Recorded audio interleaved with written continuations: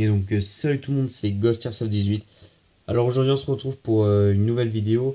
Donc pour comme le titre c'est marqué, vous expliquer pourquoi mon Colt Ghost est HS et également un peu de blabla. Donc ça concernera mes prochaines répliques.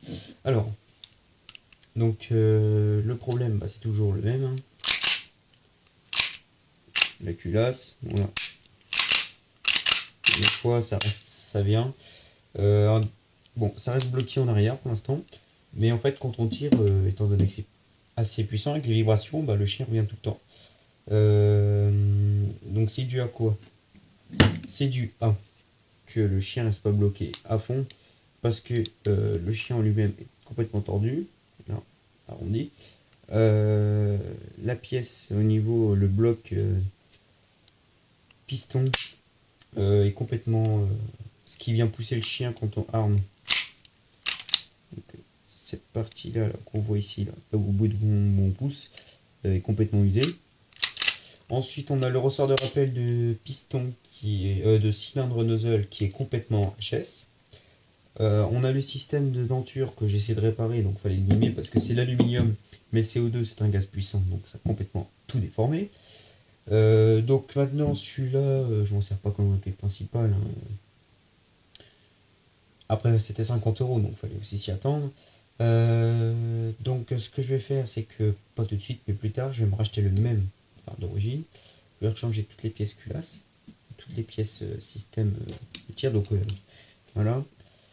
Donc ça, et je vais prendre des chargeurs à gaz, à green gas et pas à CO2.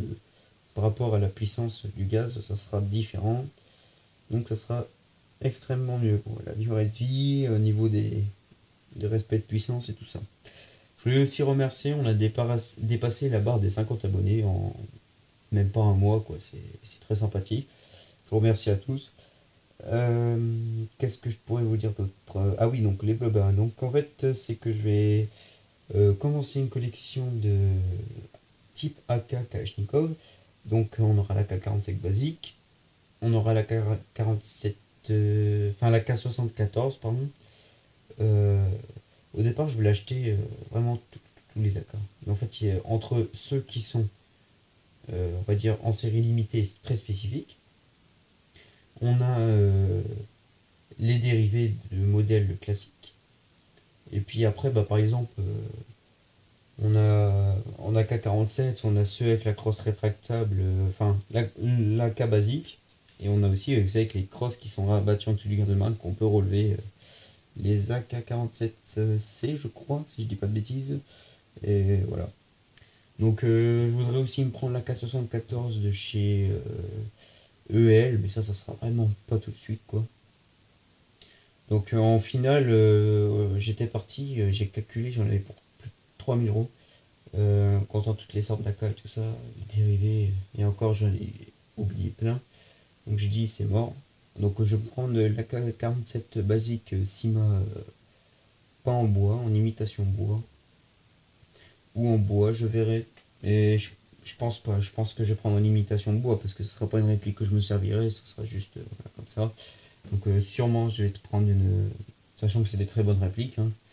Euh, Après la K74, ça sera de la marque APS, donc une marque peu connue, mais une très très bonne marque qui fait des répliques full metal, souvent en quasi acier, quoi, total acier, en bois.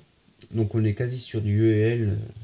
Et en plus, c'est des systèmes électriques blowback. Donc le souci de ces répliques ont été reconnus, c'est au niveau des types de roulement, ils ont mis des. Alors je sais plus exactement c'est quoi le nom, c'est des petits cylindres normalement qui sont en laiton, métal quoi, ou acier. Là ils ont fait en ABS, du coup ça fait que bah, la solidité, quand on fait des grosses rafales, quoi, bah, c'est pas top, quoi, ça a tendance à se déformer. Donc ça c'est des pièces à changer dès le départ, et puis il y a deux trois autres pièces, mais après apparemment c'est une réplique au top. Donc elle coûte pas très cher, hein.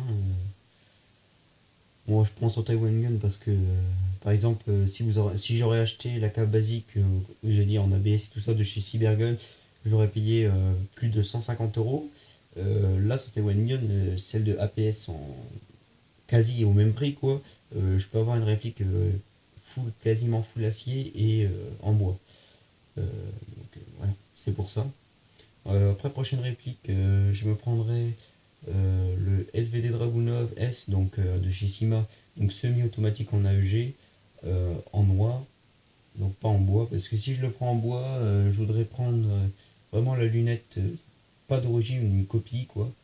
Euh, Déjà il y en a pour cher, mais en gaz blowback. Donc ça va coûter très cher, donc c'est vraiment pas une priorité. C'est comme l'AKM EL, sachant que l'AKM c'est quoi? C'est l'AK-47 où on a le cache flamme modifié pour qu'en fait au niveau de pour le full auto, vous savez que normalement sur les AK-47 basiques, quand on tire en full auto, ça a tendance à partir vraiment haut, le canon se dirige vers le haut, tellement de recul. Euh, En fait, ils utilisent l'éjection des gaz comme on va dire compensateur pour essayer de plus stabiliser. À l'intérieur, le full auto est plus contrôlé. On a la crosse qui est pas tout à fait formée pareil et les attaches champ pas tout à fait pareil. On dispose d'un rail d'optique Crus haut d'office sur le côté, que normalement ça n'existe pas sur un K47 basique. Qu'est-ce qu'il y a d'autre? Oui, le coût c'est moins cher à l'achat, moins cher à production, c'est beaucoup plus rapide à produire. Donc c'est pour ça que c'est pas vraiment une priorité. Que la K74, c'est pas du tout pareil. Et voilà. Donc moi je voudrais juste ces 3 AK. Aussi le RPK de chez Sima en version bois, qu'ensuite je modifierai donc avec un 602, gearbox V3 ATM et moteur high torque ATM axe court. Donc ça sera pas tout de suite non plus, hein. Donc, vu que c'est une très très bonne réplique, hein, comme pas mal de répliques Sima en AK, c'est des très bonnes répliques ou en P90, voilà. En parlant de ça, je vais aussi m'acheter un P90 avec canon combat le plus basique qu'on peut. Je vais m'acheter aussi un M9 ou M92F de chez Kajiworks, donc une très très bonne réplique. Moi sur Taïwan Gun elle a 92 €, donc full metal glass black. Donc une réplique très très fiable, mais extrêmement fiable, très solide. Seul souci, c'est au niveau des talons de chargeur, c'est vu que c'est un système à goupilles, on a le joint d'étanchéité qui finit par lâcher, donc il faudra changer le joint torique. Euh, je vais me prendre aussi, étant donné que j'ai revendu mes deux Dan Wesson et mon Python, bah, j'aimerais bien reprendre un revolver parce que j'aime bien, donc je vais prendre celui-là de chez Well, full metal. Euh, Puis voilà quoi. Et puis aussi, je me prendrai aussi le FAMAS F1 Cybergun. Et donc voilà. Merci à tous d'avoir regardé cette vidéo. N'hésitez pas à liker, à partager.